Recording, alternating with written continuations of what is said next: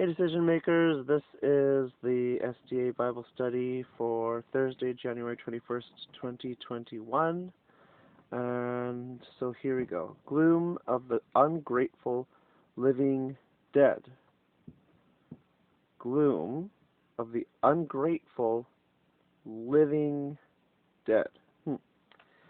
So the first reading is Isaiah 8:16-22. Okay, so bind up this testimony of warning and seal up God's instruction among my disciples. I will wait for the Lord who is hiding his face from the descendants of Jacob.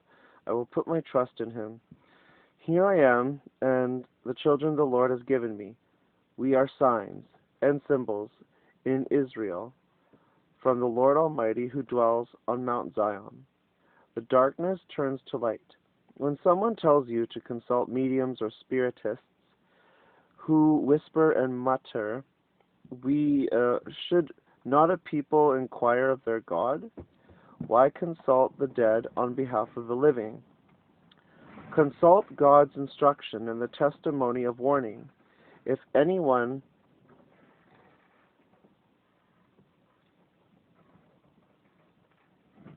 does not speak according to this word, they have no light of dawn. Distressed and hungry, they will roam through the land.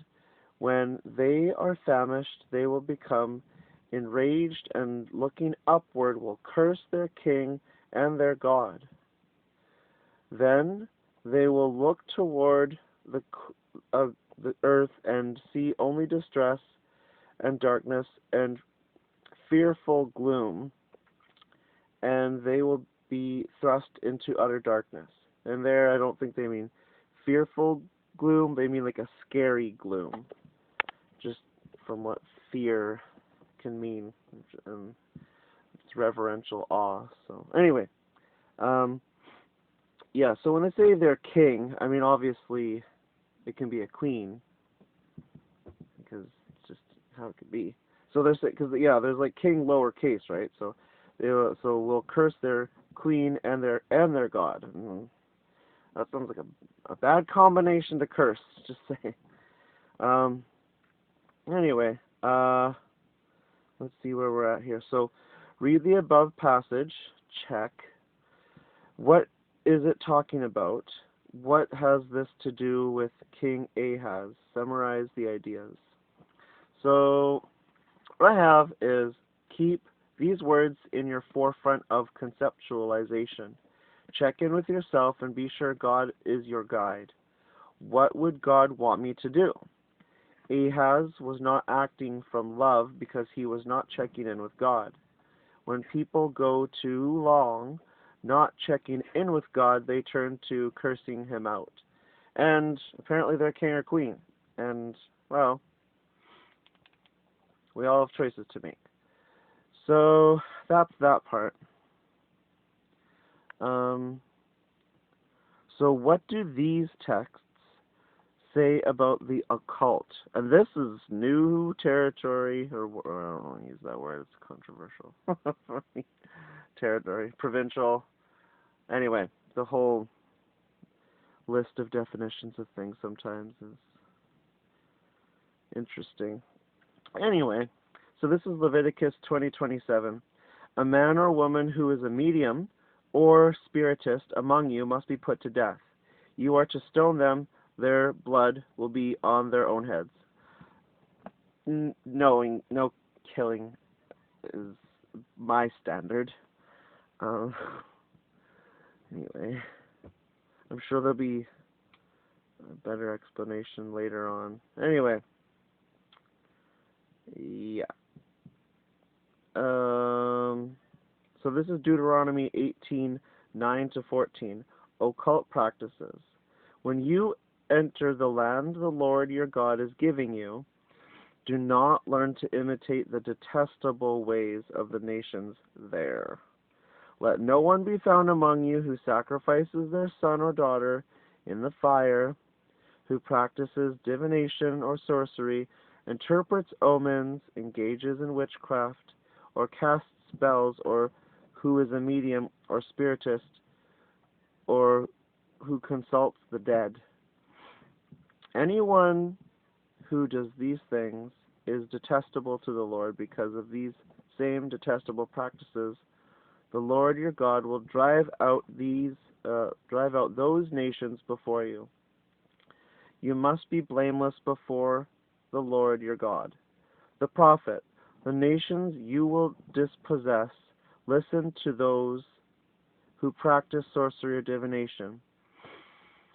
But as for you, the Lord your God has not permitted you to do so. Permitted.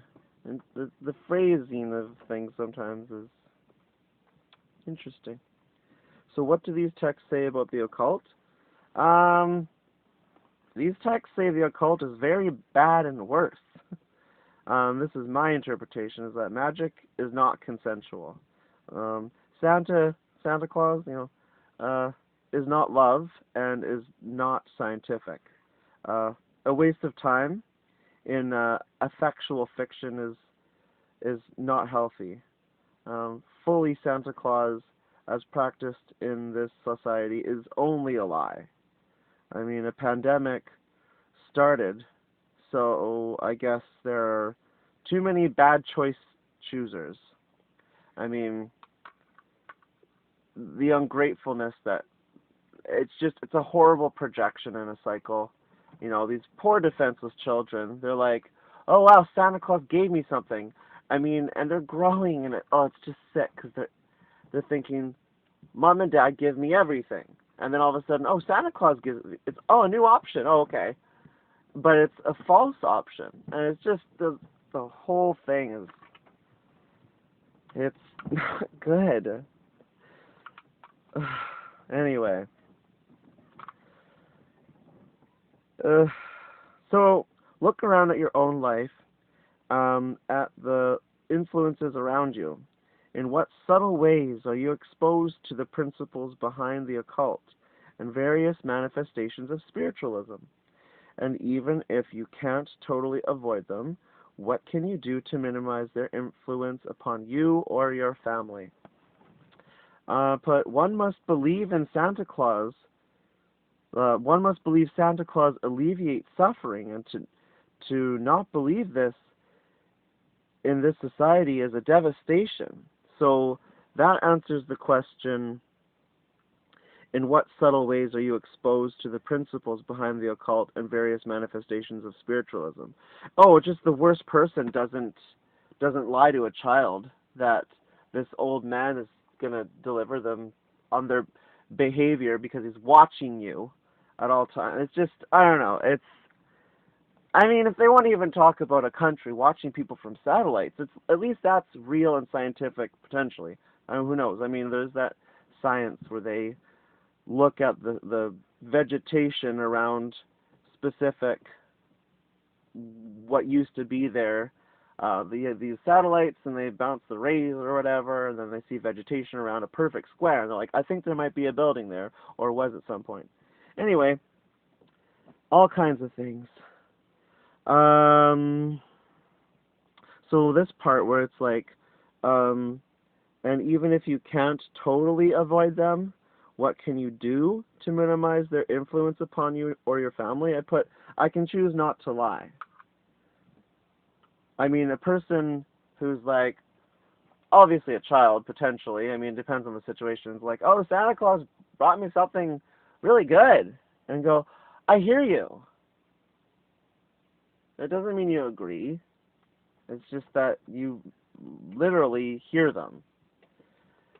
And then, their parent would probably, if you were to be like, well, no, actually, your mom and dad gave that to you. They'd be like, oh, the parent, who knows what would happen. Parental psychosis, I swear, is a thing. But anyway, that's that. So, bye.